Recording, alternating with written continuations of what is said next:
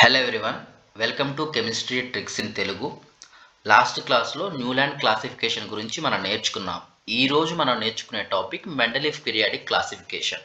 So Mendeleev ఈ యొక్క periodic classification చేసే సమయంలో అతని అప్పుడు 63 ఎలిమెంట్స్ మాత్రమే ఉన్నాయి. ఈ 63 ఎలిమెంట్స్ని ఉపయోగించుకొని ఇతను ఒక పీరియాడిక్ క్లాసిఫికేషన్ అనేది, అంటే ఒక పీరియాడిక్ టేబుల్ అనేది చేశాడు. సో మనం ఏదైతే ప్రస్తుతం మనం చూస్తున్న పీరియాడిక్ టేబుల్ ఏదైతే ఉందో ఇది కూడా మెండలీఫ్ యొక్క extended periodic table extended periodic table.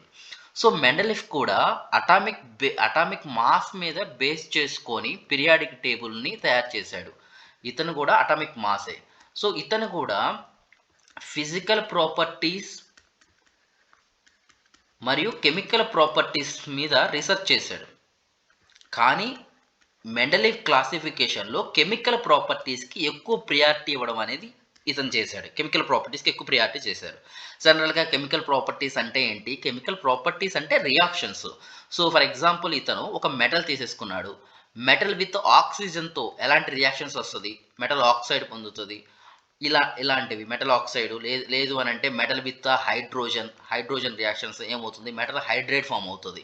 So దీన్ని బేస్ చేసేసుకొని ఇతను చేశాడు. ఇతను రీసెర్చ్ ఫలితంగా కొన్ని విషయాలు ఇతను తెలుసుకోగలిగాడు. ఫర్ ఎగ్జాంపుల్ మనం 3 ఎలిమెంట్స్ కనుక తీసుకున్నట్లయితే, ఫర్ ఎగ్జాంపుల్ ఎక్స్ అనే ఎలిమెంట్ కానీ, వై అనే ఎలిమెంట్ కానీ, జెడ్ అనే ఎలిమెంట్ కానీ, 3 ఎలిమెంట్లు నేను ఇక్కడ తీసుకోవడం జరుగుతుంది. సో ఎక్స్ ఎలిమెంట్ ఆక్సిజన్తో రియాక్ట్ అయ్యి ఎక్స్ఓ అనేది ఫామ్ చేసింది.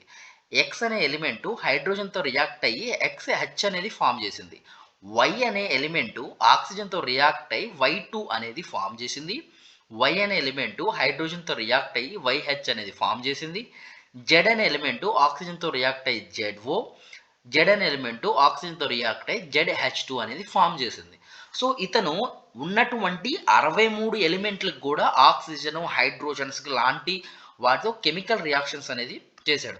ఎప్పుడైతే ఈ కెమికల్ రియాక్షన్స్ అనేది అతను స్టడీ చేశాడో వాటిలో ఇతనికి వచ్చేసరికి ఏంటంటే ఒక కొత్త విషయం అనేది అతను కనిపెట్టాడు. అదొక కొత్త విషయం అనేది కనిపెట్టాడు. ఏంటా కొత్త విషయం అంటే, ఇక్కడ కనుక మీరు చూసుకున్నట్లయితే ఈ యొక్క ఎలిమెంట్ అనేది ఎక్స్ ఎలిమెంట్. ఈ యొక్క ఎలిమెంట్ అనేది ఎలిమెంట్ ఎక్స్.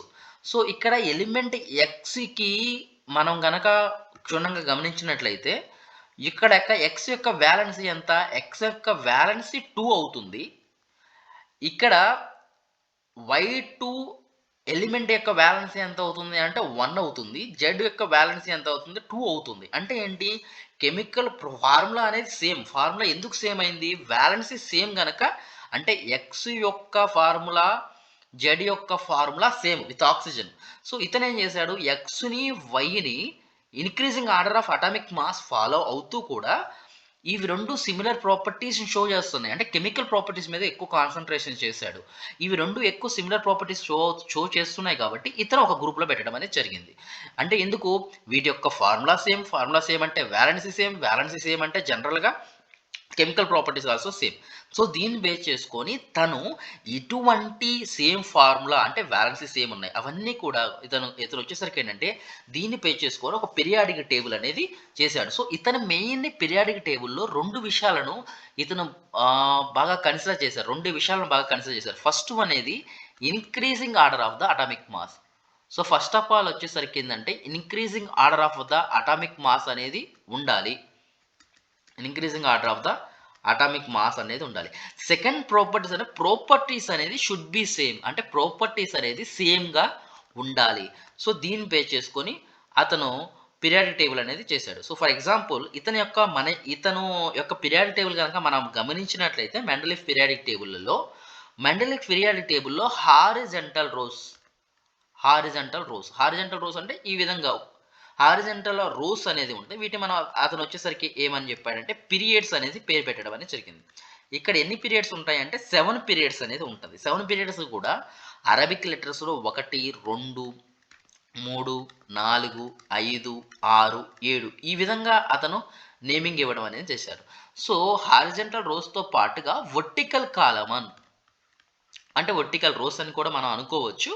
వర్టికల్ కామన్ అంటే ఒక నిలువుగా ఉండే ఎన్ని ఉన్నాయంటే జనరల్ నిలువుగా ఉండే వాటిని ఇతను గ్రూప్స్ అని పేరు పెట్టడం అనేది జరిగింది. ఈ గ్రూప్స్ ఎన్ని ఉన్నాయి?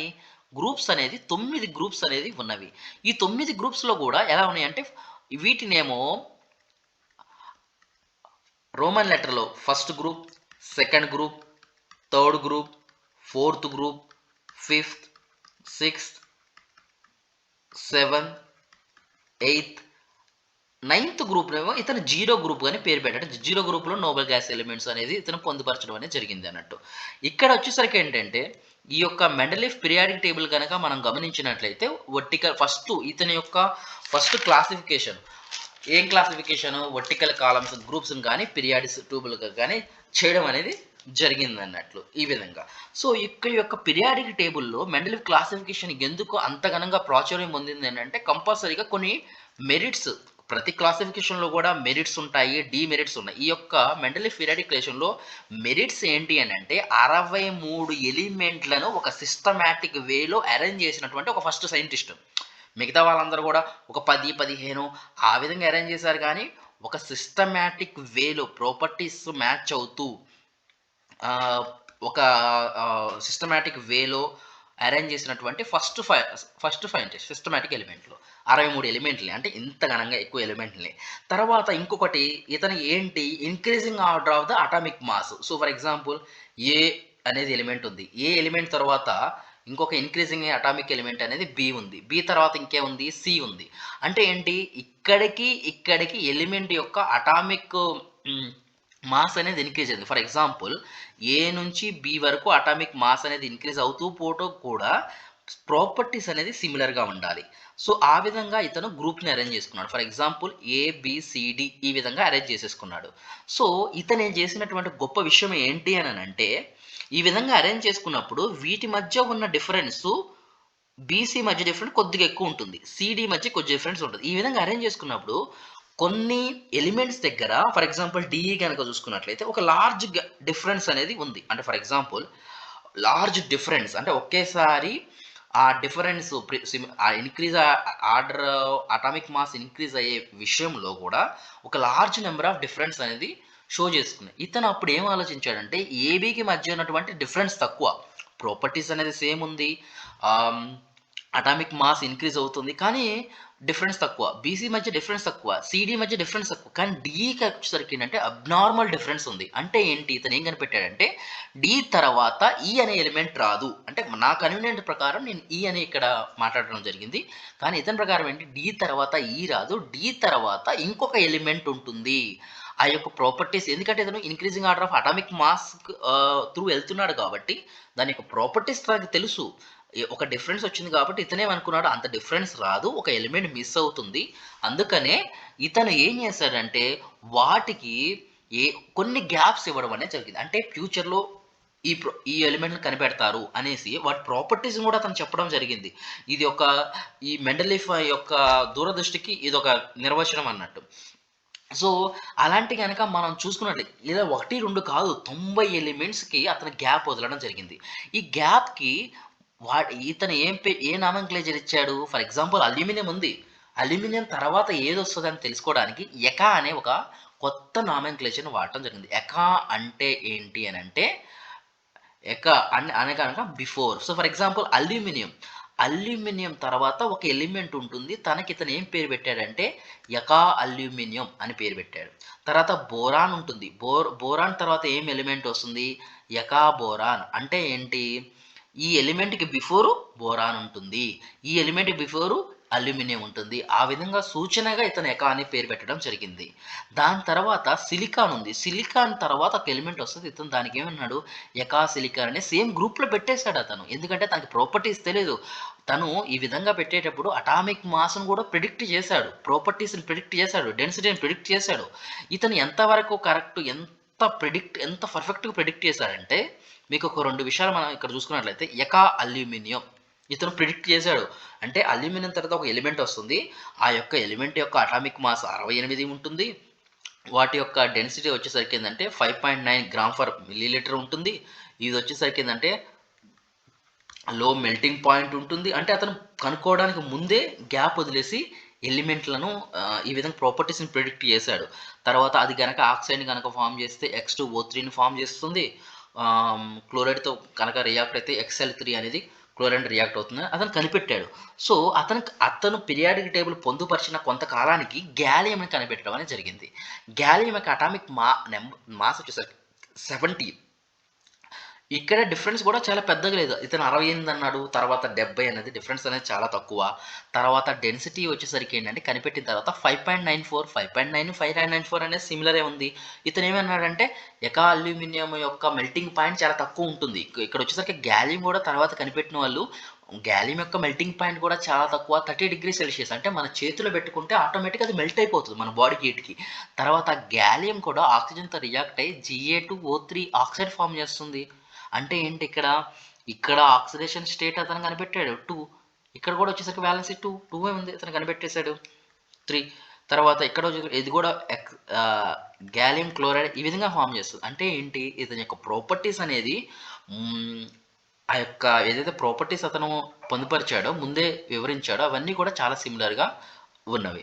సో అంతా బాగానే ఉన్నది. మెండలీఫ్ పీరియాడిక్ టేబుల్ని ఇప్పుడు మనం ఎందుకు చదువుకోవట్లేదు, ఎందుకు మనం కన్సిడర్ చేయట్లేదు అని అంటే ప్రతి ఒక్క పీరియాడిక్ టేబుల్లో కూడా మెండలీఫ్ పీరియాడిక్ టేబుల్లో కూడా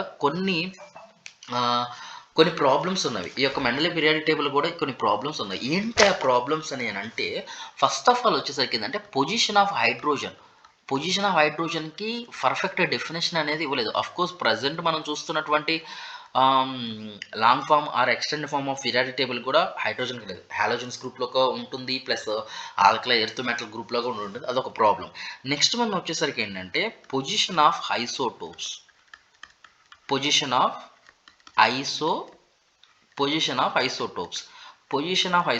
ఫర్ ఎగ్జాంపుల్ హైడ్రోజన్ చూసుకుందాం. హైడ్రోజన్ ఇది వచ్చేసరికి protium, deuterium and tritium. So జనరల్గా ఇతని యొక్క పీరియాడిక్ టేబులే based upon the increasing of atomic mass. అంటే ఏంటి, ఒక ఎలిమెంట్ తర్వాత ఇంకొక ఎలిమెంట్కి మాస్ అనేది ఇంక్రీజ్ అవ్వాలి. మరి హైడ్రోజన్లో ఒక హైడ్రోజన్ మాస్ ఉంది, 2 హైడ్రోజన్ మాస్ ఉంది, 3 హైడ్రోజన్ మాస్ ఉంది ఐసోటోప్స్. మరి వీటి యొక్క పొజిషన్ అతను చెప్పలేకపోయాడే. 1H ప్రోటియం మాస్ ఎక్కడ, డ్యూటేరియం మాస్ ఎక్కడ, ట్రిటియం మాస్ ఎక్కడ, అది మాస్ యొక్క పొజిషన్ ఎక్కడ ఇతను చెప్పలేకపోయాడు. ఇతని యొక్క డీమెరిట్ అంటే డ్రాబ్యాక్ అని మనం చెప్పుకోవచ్చు. తర్వాత ఇంకొకటి వచ్చేసరికి ఏంటంటే కొన్ని ప్లేసులలో ఇన్క్రీజింగ్ అటామిక్ మాస్ అనేది ఇతని classification based అయ్యిందే increasing atomic mass. కానీ కొన్ని ప్లేసులలో ఏదైతే ఇన్క్రీజింగ్ అటామిక్ మాస్ అనే రూల్ ఉన్నదో ఇతనే ఫాలో అవ్వలేదు. ఏంటి అంటే ఫర్ ఎగ్జాంపుల్ టెలూరియం తీసేసుకోండి. తర్వాత వచ్చేసరికి అయోడిన్ తీసుకోండి. Iodine atomic mass 127, tellurium atomic mass 120. Mendeleev periodic table కనుక చూసుకున్నట్లయితే టెలూరియం తర్వాత అయోడిన్ వస్తుంది. ఎందుకు ఇలా చేశాడంటే ఈ యొక్క కొన్ని విషయాలలో అతను ప్రాపర్టీస్కి బేస్ చేసుకొని క్లాసిఫికేషన్ చేశాడు. ఆ టైంలో వచ్చేసరికి ఏంటంటే అటామిక్ మాస్కి ఎక్కువ ప్రయారిటీ ఇవ్వలేదు. ఇలా కొన్ని ఎలిమెంట్స్ చేశాడు. ఇది మెయిన్. నెక్స్ట్ వన్ వచ్చేసరికి ఏంటంటే ఫర్ ఎగ్జాంపుల్